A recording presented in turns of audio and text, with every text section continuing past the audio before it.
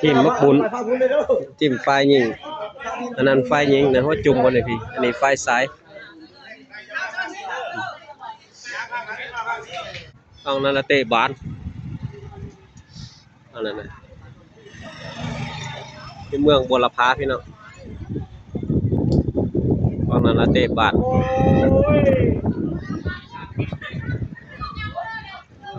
อากาศดีมื้อนี้เมืองบัวละพา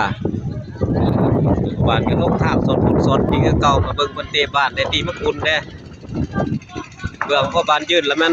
ตีมักบุญเบื้องนั้นเตะบ้านไฟนี้ทิ่มไฟซ้ายนี่นะ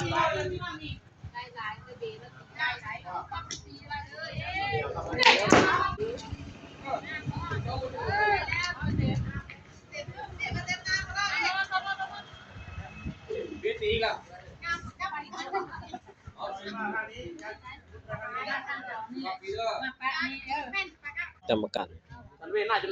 ว่ากรรมการได้ฮะ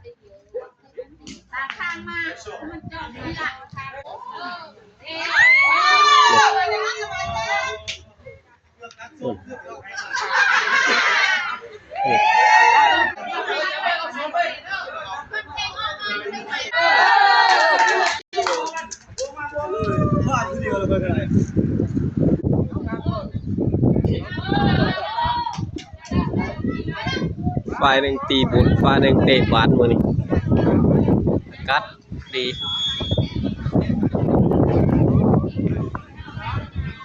เรียบร้อยเข้าแล้วพี่น้อง1-0แล้ว